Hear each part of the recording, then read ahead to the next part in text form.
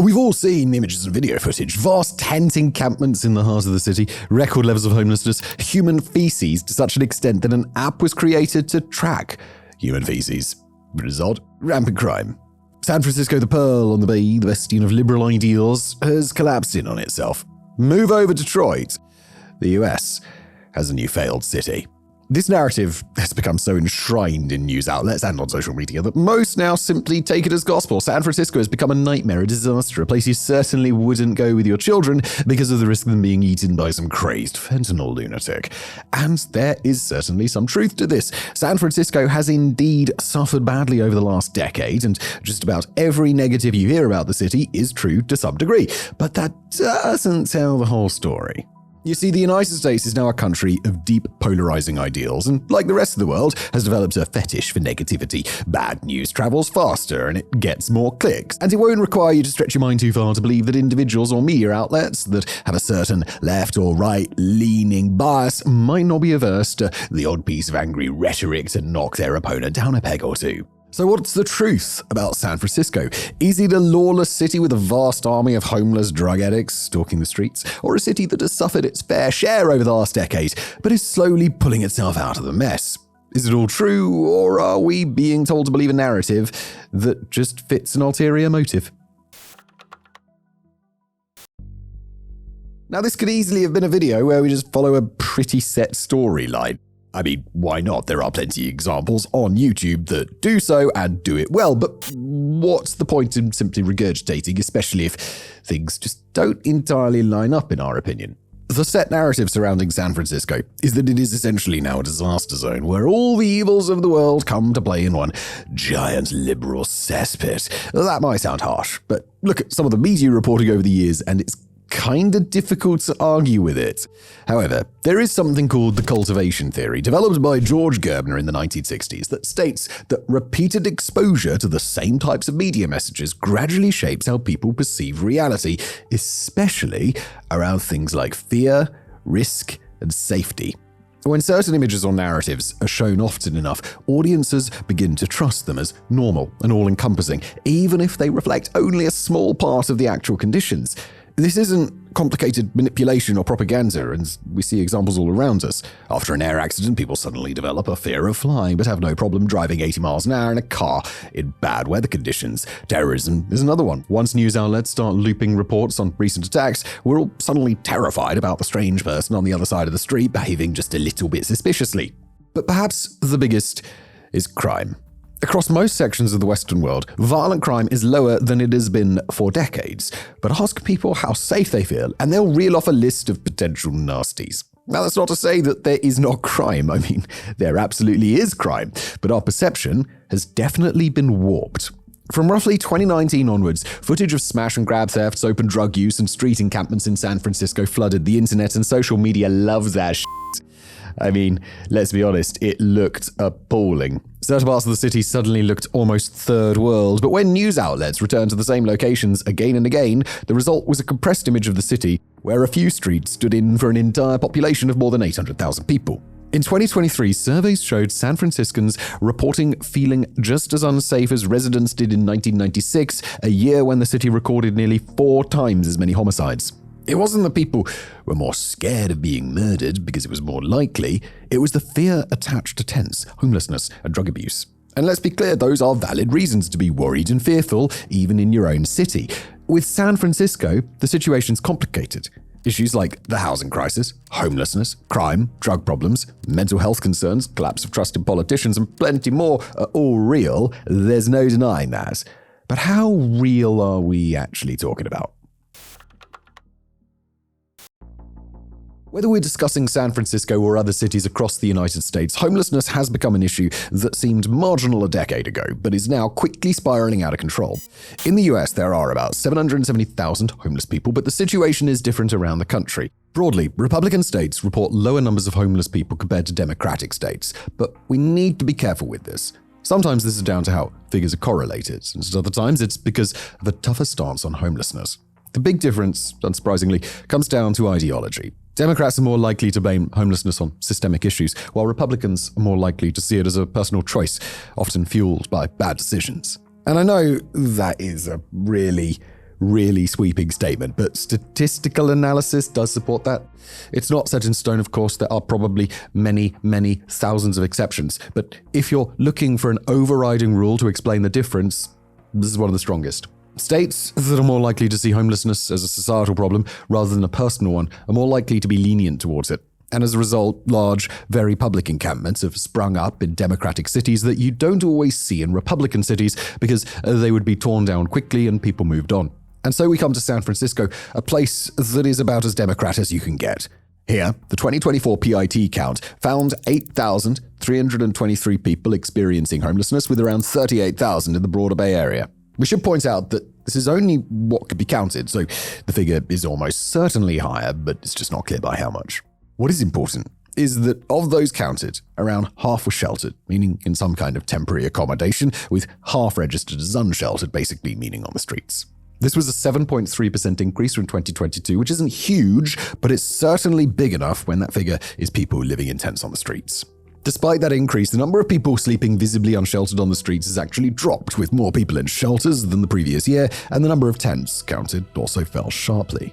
So things are improving. Well, yes, but only marginally. And when you take into account how much the city spent last year on the homeless crisis, an eye-watering $846.3 million, marginal isn't good enough. That figure gets worse when you think of what that equates to per homeless person, somewhere in the region of $100,000 a year.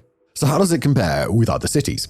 San Francisco's homeless rate per resident remains among the highest in the US. New York and Los Angeles have figures in the tens of thousands, but also have significantly higher populations. If we think about it in terms of media representation, it's not hard to see why such a negative view prevailed. If we go back to 2019, the homeless figure was almost exactly the same, so it's not like the city fell off a cliff in the wake of COVID-19. What often happens is that you have very concentrated areas of homelessness in San Francisco, particularly in the Tenderloin and Soma areas. When these areas are filmed by a news outlet or even simple social media users, the situation looks much worse than it actually is. What we often see on the screen may be a true representation of a small part of San Francisco, but not of the city as a whole. Over the past 5 years, San Francisco's overall homelessness rate only rose about 4%, while over roughly the same period, homelessness grew much faster nationally, with 15%, and in California, with 20%. It may be one of the most visible issues, but it's certainly not the worst. San Francisco, like pretty much everywhere else in the United States, is a place of great disparity. The gulf between rich and poor nationwide is growing rapidly, with the top 10% of earners taking home about 49 to 50% of all US income, and the bottom 50% earning roughly 13 to 14% of total income. That's just the way things are at the moment, and to be honest, we're not going to get bogged down in that minefield. The right and wrong and tax trickle-down argument, that's for another video that I will never make. When it comes to San Francisco and its massive tech industry that has ballooned over the last 3 decades, this disparity is now causing several issues that contribute to the city's current state. San Francisco's economy has been completely reshaped by the technology sector. Venture capital flooded in, startups scaled rapidly, and salaries at the top of the labor market rose far faster than wages elsewhere. The city grew richer on paper, but it was in a narrow bracket. From the early 2010s onwards, San Francisco added high-paying jobs at a pace its housing, transit, and social systems could not absorb. New wealth competed for limited space, which pushed rents into the outrageous category and accelerated house prices. Those who could afford it battled it out and probably ended up paying more than they were hoping to, but for many others, prices became too unreasonable. All of this meant that housing prices soared to ridiculous levels, and by the early 2020s, San Francisco had some of the highest costing housing in the world. Median home prices hovered well above $1 million, and rents routinely exceeded $3,000 a month for a one-bedroom apartment. For the average household, San Francisco's housing bubble consumed more than 30 to 40% of income, a level economists define as severe cost burden and everybody else defines as complete madness. If you had a high-paying tech job, you're probably okay, but the middle class were getting squeezed. This hit small businesses, raised mental health strain, and in turn worsened homelessness and addiction. As tech compensation soared, entire segments of the workforce were priced out. Teachers, service workers, artists, and public sector employees found themselves competing in a market designed for six-figure salaries. Many left, others stayed by crowding into smaller units or commuting long distances. The city's population became wealthier and more polarized at the same time. During the pandemic, prices dipped slightly as remote work allowed people to leave, but it was all short-lived. By 2023 to 2024, rents began rising again. Yet there has been a small shift in policy. The city has managed to get out of its own way. Kind of, at least. Streamlining approvals for some housing types, reducing discretionary review in specific cases, and beginning to push office to residential conversions downtown. It's a start, and far from perfect, but it's better than the embarrassment it once was. State housing targets now require San Francisco to add more than 80,000 new homes by 2031, including a large share designated as affordable. So, let's see whether that actually happens. But housing is only a part of the disparity here. The tech influx has created a barbell labor market, which means that job creation tends to focus at the high-wage, high-skill, and low-wage, low-skill ends, while middle-income jobs vanish. If I was going to put it bluntly, that means the Silicon Valley developer and also the barista that serves her coffee in the morning. And this creates almost two versions of the city. One where the developer can live, pay rent, and afford those $12 juices, and the other where the barista resides with prices significantly lower. Middle-wage jobs are becoming rarer in the city because the cost of living in areas once deemed middle cost is now too high, forcing middle-class families and jobs out of the area. Then there's the dreaded G word that haunts every city: gentrification. Whether you're in London, New York, Tokyo, Rio de Janeiro, or Cape Town, you will have experienced some degree of gentrification, and San Francisco is right up there. Gentrification in the city accelerated sharply from the late 1990s onward, and then surged again during the tech booms of the 2010s. Historically, working-class neighborhoods like the Tenderloin, Mission District, Dogpatch, and Western Addition saw property values skyrocket, meaning long-term residents faced rising rents, evictions, and cultural displacement. And because there wasn't enough reasonably priced housing to go around, people began leaving the city. And it wasn't always pretty. California's Ellis Act allows landlords to remove rent-controlled tenants if they exit the rental business. In practice, it became a tool for clearing buildings, selling units as condos, and resetting rents at market rates. And you probably won't be surprised to hear that eviction spikes closely tracked tech hiring cycles. Never. And all of this angered people over a decade ago. The San Francisco tech bust protests emerged around 2013 to 2016 as a response to rapid tech-driven change in the city. At that point, private shuttle buses operated by companies such as Google, Facebook, and Apple would pick their employees up in San Francisco and whisk them through the streets to their leafy campuses outside the city. Non-tech city residents began to see these buses as symbols of gentrification because they connected high-income workers to jobs, while many long-term residents faced rising rents and displacement. Basically, people found it slightly obnoxious that tech employees were granted such convenience while everybody else battled to make ends meet in the city. Did they have a point? Yeah. But also, if you worked at Google and there's a free shuttle bus that was going to save you an hour and a half driving in traffic, would you take it? Yes, probably you would. These are all issues that haven't really gone away and continue to exacerbate problems to this very day. But that's also the wider story of the United States and even the world. Whether it's luck, hard work, or a combination of the two, your socioeconomic level has a huge bearing on many factors in your life. If you work for OpenAI in San Francisco, your experience of living in that city is significantly different from if you worked at Starbucks. Many of the most shocking images and videos to emerge from San Francisco in recent years were not vast tent cities or violent crimes, but rather the brazen drug use that has swept parts of the city. Almost everywhere has its own version of a drug crisis, but in San Francisco, that problem is often displayed in full view for all to see. The sight of people slumped in doorways became common. People would smoke crack behind the bins, or sometimes even while walking along the street in the Tenderloin neighborhood. People love to wax lyrical about homelessness caused by an unfair system and high rent, but evidence suggests that addiction, followed by trauma, plays a much bigger role than many will admit. Documentaries have interviewed people in encampments, and the reason they are there rarely comes down to, I couldn't pay my rent. And that, of course, is fentanyl, a powerful synthetic opioid, 50 to 100 times more potent than morphine, and it's a wrecking ball of a drug that many initially get into when prescribed opiates are taken off the table. Approximately 72,776 people died in the US from fentanyl overdoses in 2023, and it's spreading. Overdose deaths in San Francisco particularly rose sharply after 2019 and 2020. More residents died from overdoses than COVID-19. The numbers remained high through the pandemic and spiked again in 2023, with fentanyl involved in the majority of deaths. Many of those occurred outdoors or in temporary housing. Emergency responders became a constant presence in certain neighborhoods. It was a sad situation. But this is far from a San Francisco problem. Scores of cities and towns across the US have been blighted by both legal and illegal drugs, regular old-fashioned prescribed opiates, as well as heroin, crack, fentanyl, choose your poison. If we want to look purely at overdose statistics, parts of Appalachia, particularly areas of West Virginia, had higher numbers than San Francisco, as did cities like Philadelphia, Baltimore, and St. Louis. San Francisco wasn't great, but it was far from the worst. However, it seemed that way because drug use was so much more visible than other areas of the country. You could walk down a street in Tenderloin and see multiple people openly smoking crack or popping fentanyl pills. And for a long time, this went pretty much unchecked. It was as if the police agreed to conveniently turn a blind eye to behavior that would get you arrested in many other parts of the country. But why? Well, for years, the city emphasized harm reduction, distributing clean needles, providing supplies, and prioritizing overdose prevention. And these measures were good. They saved lives and reduced the spread of disease. But at the same time, enforcement against dealers and public consumption remains limited. Some would argue they were virtually non-existent. City officials decided to take the soft approach to a rapidly escalating drug problem, and the results were unpleasant. Suddenly, news crews were filming open drug taking on the streets of San Francisco that used to be reserved for inside private properties, and it tested the patience of even the most crunchy granola San Francisco liberal. One of the saddest, but also quite humorous offshoots of this problem were feces. Human feces on the streets of San Francisco, that is. Homeless people and those slumped somewhere in the drug hazes also take a shit, and there was a lot of shit.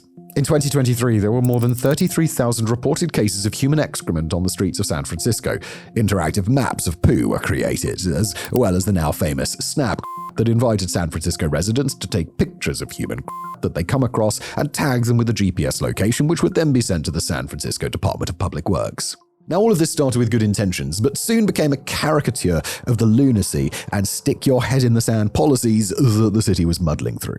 The fact that he had residents paying some of the highest rents in the world, photographing human on their doorstep, was absurd when you think about it. San Francisco tried to be the kind, tolerant city that embraced everybody, but it literally got shit all over itself as a result. Since 2023, however, the city's approach has shifted. Law enforcement against users and dealers has intensified with state and federal support.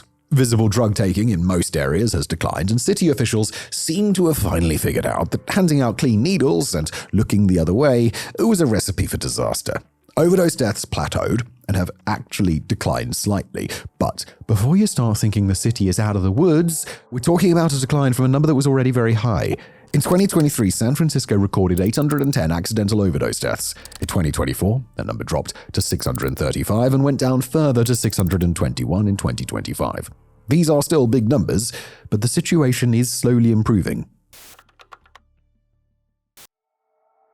The notorious twin brother of San Francisco's drug problem is something that most people closely associate with that problem: crime. If you were an avid viewer of pretty much any news channel during the years immediately before the pandemic and during the pandemic itself, you would have been absolutely certain that San Francisco was a city on the verge of anarchy. Think Escape to New York or even Mad Max. It was a place where drug-related crime was rampant and it was unsafe to walk the streets. But how true was any of that? Well, firstly, let's look at the broad crime statistics for major cities in the US. And we can do this because, while there have always been regional differences, there is a very clear arc. The late 1960s saw a steep rise in crime that continued for several decades, with national violent crime rates nearly doubling between 1965 and 1991. And this was across pretty much every big city. New York saw 2,245 murders in 1990, LA over 1,000 in 1992, and Chicago 950 in 1992. Burglary rates were much higher, roughly 3 times what we see today, while sexual violence and kidnapping also surged. However, we should also point out that sexual violence numbers have also risen because it was being reported and investigated more. It's shocking to think that in most states, marital rape was still legal in the 70s, and the final 2, North Carolina and Oklahoma, didn't do away with it until 1993. So the point is that things were getting significantly worse across the US, with the early 1990s being the real low. And San Francisco followed the pattern to a T. But then things changed, and crime pretty much across the board plunged during the 1990s and 2000s. In 2017, New York saw 292 murders, down from 2,245 just 27 years before. Car theft and burglary rates dropped by more than 60% nationally from their 1990s figures, while reported rates fell by roughly 50 to 60% nationally. And again, San Francisco followed exactly the same pattern, but never reached crime figures as high as LA or cities on the East Coast. And then we had COVID, and with the pandemic, we saw a nationwide increase in crime. It was nowhere near the Wild West days of the 1990s, but it was still sizable. The US saw the largest one-year increase in homicides ever recorded, going up 30%, but then things dropped pretty quickly after 2021, and it's still far below 1990s levels. Compared to those figures, homicides are down 40 to 45%, burglaries are down 80%, motor theft is down around 55 to 65%, and robbery is down 80 to 85%, and reported rape is down 25 to 40% depending on the method of reporting. So that's the US as a whole. But what about the city on the Bay, where the drug fiends are lurking behind every corner? Well, it's exactly the same. San Francisco has its anomalies, as each city does. In this case, there are slightly higher property crime and larceny rates, but generally lower homicide, burglary, and sexual assault than other major cities. The issue again comes down to visibility. In terms of raw data, San Francisco was a far more dangerous, crime-ridden place in 1990 than it is today. But all those years of rampant and open drug taking in certain areas made everybody feel so much worse than current statistics actually imply. Then, of course, you've got the 24-hour sensationalist-driven news channels who cherry-pick the very worst stories of the day and then broadcast them to us in a way that makes us believe that this is real life, that San Francisco is a lawless hellhole, and that simply walking to the local shop is taking your life into your own hands. San Francisco's downtown was once an exciting, bustling place. Nearly 500,000 daily commuters would come into the city, as well as domestic and international tourists, with numbers ranging between 50 and 70,000 a day. In 2019, downtown San Francisco was buzzing. Then COVID came. Like most cities, San Francisco soon became a ghost of its former self as the world sought to ride out the pandemic. But the problem was, once the situation eased, people didn't rush back. More and more people were working from home, especially in the tech industry, which seemed to embrace work-life balance a little more than other sectors. Those pre-pandemic numbers, close to 500,000, were down to 150,000 by 2022, and the knock-on effects were seismic. Cafes, bars, shops, juice bars, everything suffered badly because you can't just remove 2/3 of a customer base and hope that everything's going to work out. As we've already seen, rental costs are absurd in San Francisco, which many businesses could just about cover with the army of commuters and tourists every day, but not after the crash. Slowly, more and more businesses closed their doors, moving or simply going out of business. Cushman & Wakefield, one of the world's largest commercial real estate firms, compiled a report in 2025 that stated San Francisco was experiencing 34.8% overall office vacancy, which is insane when you think about how popular the city is, or was. Not quite sure. That means that when you walk down the streets downtown, 1 in 3 office or shop spaces are vacant. And this problem compounds in certain areas. While some streets might still seem vibrant, others have seen multiple closures because footfall tends to decrease as desirability declines. It's a catch-22. In 2023, Westfield, which has large malls in most major cities, abruptly walked away from San Francisco, citing a 43% drop in foot traffic, high vacancy rates, and a 35% decline in sales. The company even defaulted on a $558 million loan as a result and left the historic San Francisco Center, which struggled on without it. However, in early 2026, the center itself announced that it would be closing its doors for good due to poor sales, a lack of business interest, but also a large spike in nonviolent crime. And did we say that San Francisco's crime was going down earlier? Yes, overall, but the Southern District, where the center is located, has experienced a jump of 92% in crime year on year. Larceny theft reports made to the San Francisco Police Department's Southern District between January and August of 2025 almost doubled during the same period in 2024, going from 955 incidents to 1,876. The retail vacancies have created a doom loop that the city can't seem to find a way out from. The San Francisco Chronicle reported that San Francisco's sales tax revenue in 2022 was about $141 million, down from 22% from inflation-adjusted $181 million in 2019, with downtown the weakest area. Lower tax revenue, of course, means tighter spending. Mayor Daniel Lurie directed city departments to cut roughly $400 million from the general fund with a focus on protecting essential services like public safety, clean streets, transit, and homelessness response. Programs outside those areas, such as arts and culture funding, event support, youth and elderly programs, and advocacy work, have all been affected. And remember, this is San Francisco, a city with a long, proud history of artistic and cultural expression. Compared with other major cities across the United States, San Francisco is among the worst when we're comparing vacancy rates. Nationally, overall office vacancy rates are high, roughly 20.8% in many downtowns, which puts San Francisco well ahead. New York, by contrast, has a 14.8% vacancy rate, which is almost back to where it was pre-pandemic. On the West Coast, other tech-oriented cities like Seattle and Portland have experienced similar problems, but neither have experienced the 30+% range. This is where San Francisco really is in a league of its own. Public transport has been another area to take a real beating. San Francisco's transit agency has faced large budget gaps, over $300 million annually. This is largely down to a reduction in ridership after COVID-19, with numbers currently around 75% of what they used to be. That might not sound too bad, but if you cut off 25% of any budget, you're gonna struggle. Add on to that, fare compliance is only around 80%, and you could see why there's such a big financial black hole. California Governor Gavin Newsom recently approved a $590 million rescue package, but that's little more than a really costly band-aid.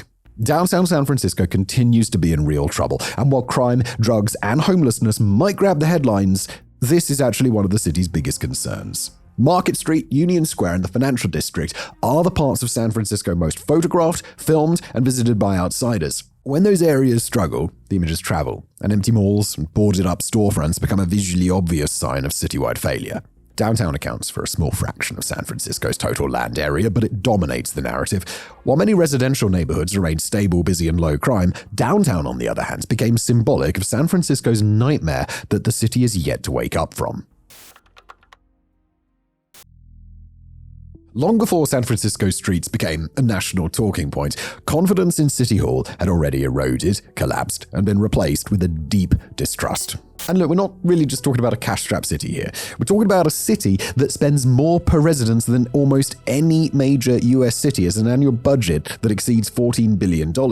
If that spending was a panacea to all of a city's problems, San Francisco would be sitting pretty, but it's not. Housing projects were stalled for years. The homeless problem received a huge amount of money but didn't really improve. Public transit cut service despite urgent climate and congestion goals, while downtown deteriorated and planning debates dragged on in ways that only planning debates really can. Small problems that gradually morphed into a larger anger.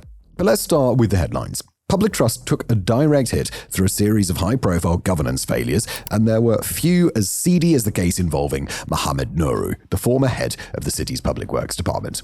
Nourou was first arrested by the FBI in 2020 on charges of corruption, bribery, kickbacks, and side deals, basically exactly what you imagine a corrupt politician or civil servant is doing, and was later convicted and sentenced to 7 years.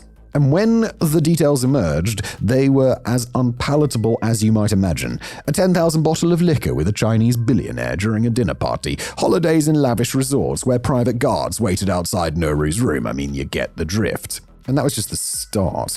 Sandra Zuniga, Bernard Caron, Harlan Kelly, Gerald Sanguinetti, Tom Hoy, Cyril Yu, Rodolfo Parda. Honestly, we could go on, but there's only so many corrupt officials that you can cram into a video. And it wasn't just individuals. HomeRise, a major supportive housing provider, was accused by the Comptroller's Office of wasteful spending and mismanagement while running large chunks of city-funded housing. They reportedly paid out $200,000 in bonuses, granted pay rises in the region of 20% for those at the top, and created several new corporate positions, all while San Francisco is experiencing a very real and very visible housing and homelessness crisis.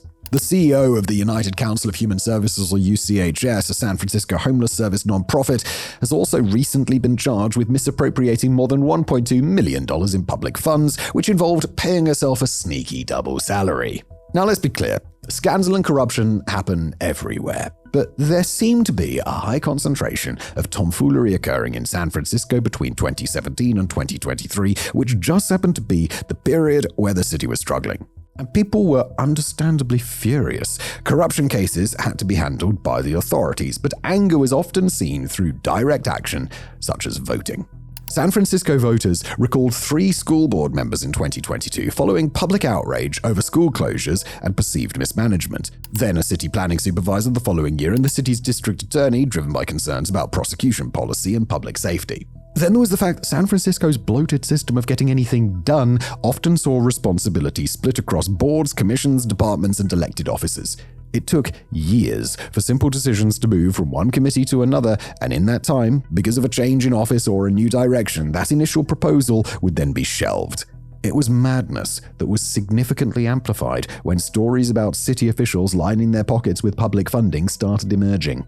But the thing we need to remember, when everything is going well, when there are plenty of jobs and the number of people smoking crack and defecating on the street is fairly low, people can take a scandal or two. We understand that corruption eats into politics and pretty much any sphere of power, but when you see images on the news of the Tenderloin lined with tents and drug addicts, and you find out the people supposedly charged with affecting the homeless crisis are blindly stealing, it ain't a good mix, is it?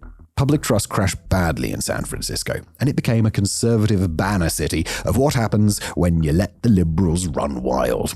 Of course, that's not to say that there haven't been scores of corrupt Republicans. We're looking at you, George Santos. But when you combine corruption with very visible signs of decay and mismanagement, it ignites fury like nothing else. In March 2024, Proposition D was approved by San Francisco, and it tightened the city's ethics laws. As if it wasn't clear already, the amendment placed restrictions on gifts to city officials and closed loopholes that previously allowed questionable payments and favors. It also strengthened anti-bribery rules, making it easier to prosecute attempts to influence city decisions through money or perks. Disclosure rules also changed, forcing officials to report more personal and financial conflicts. Much of this may have seemed absurdly common sense to most people, but as we've seen, these grey areas provided just enough deniability for many a city official. But if you ever need an example of just how peculiar the human race can be, these anti-corruption measures passed with 88% in favor, which is high, but what are the other 12% voting against it for? As is often the case in San Francisco, things can be confusing. But as with many aspects of the story, things are changing. Over the past 2 years, leadership has moved toward clearer priorities: public order, housing delivery, and administrative follow-through. Messaging has become more direct, sometimes blunt, about past failures. Enforcement actions have increased, and performance metrics are referenced more often. This has not restored full trust, but it has altered expectations.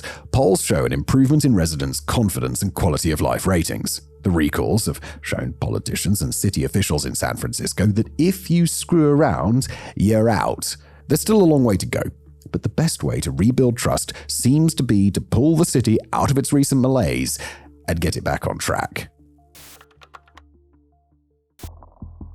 So now that we've looked at all these factors, where does that leave us? Is San Francisco the liberal dream turned fentanyl-laced dystopian nightmare that many try to portray it as?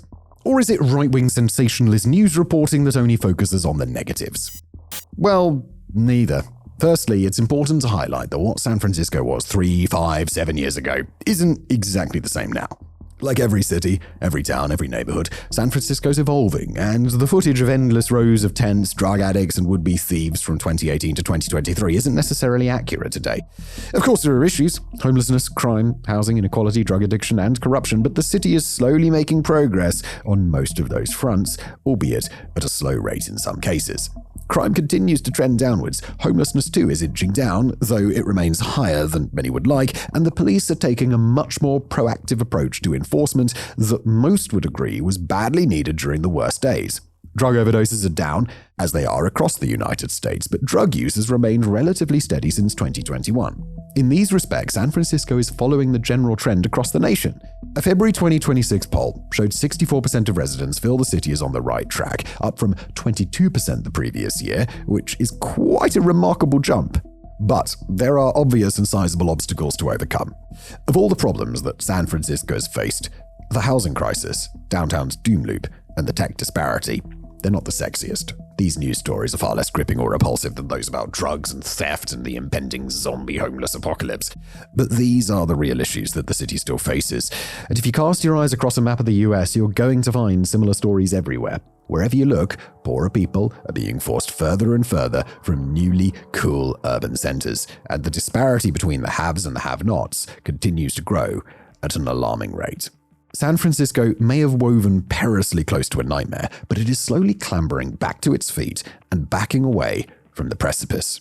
But it's also far from sunshine and rainbows. The city still faces stark problems that may well redefine its very soul. Like other cities across the US and the world, it is undergoing a gentrification transformation. The San Francisco of the past is probably never coming back, but if you look at how major cities have evolved, this is how it's always been. Thank you for watching.